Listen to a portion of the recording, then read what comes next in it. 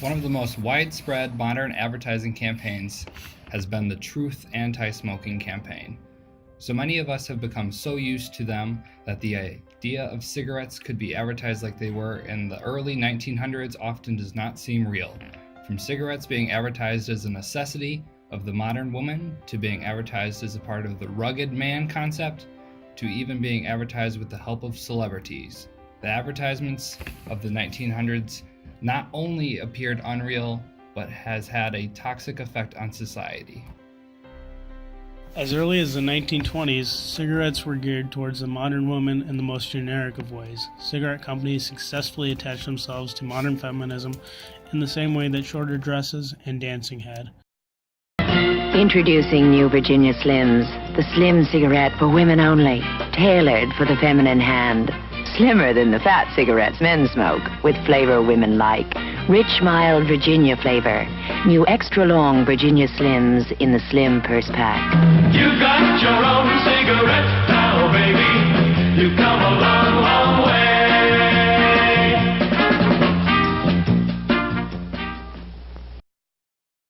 Most ads feature a young, beautiful woman.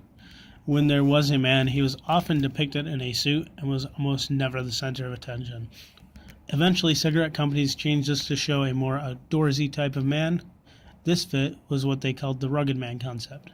This new campaign appealed more to the everyday man. A great example of this was the popular Marlboro Man, who was the epicenter of the idea of the rugged man. Cigarette companies made sure to keep their demographic fresh by tapping different markets, in this case the rising modern woman and the new concept of the rugged man.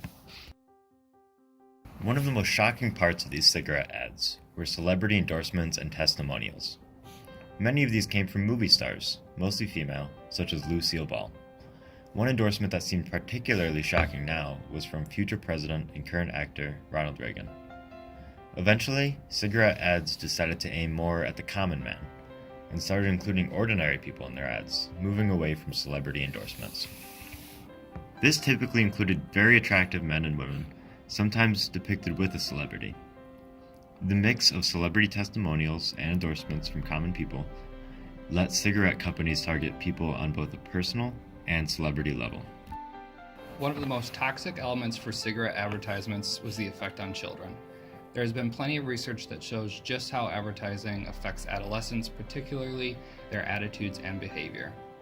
This makes cigarette advertisements dangerous for kids, especially ones that include cartoons, such as the character Joe Camel. Promotions of cigarettes were also prevalent in cartoons, such as an episode that depicted Donald Duck smoking. Cigarette advertisements were also a problem for adults as well. Though it is still unknown whether or not primary demand was affected by cigarette advertisements, many studies show that secondary demand was affected. This means that these ads affected demand for given brands instead of demand for cigarettes as a whole. Overall, cigarette advertisements proved to have been very negative for society, pushing cigarettes to children along with adults.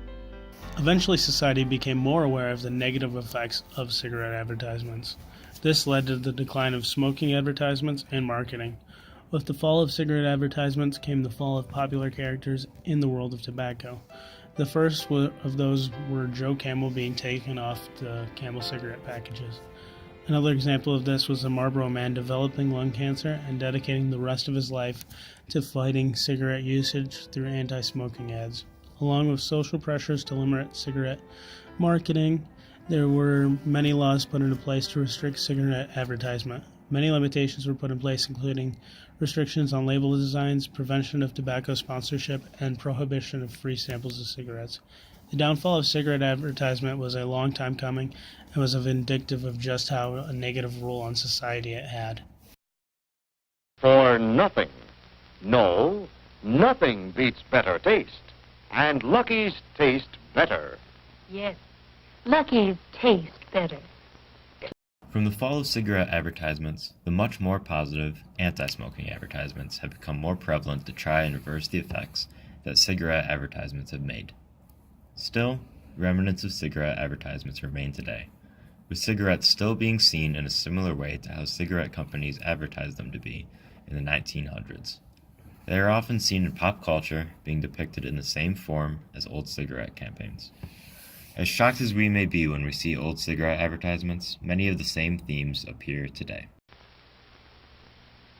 And that's tobacco.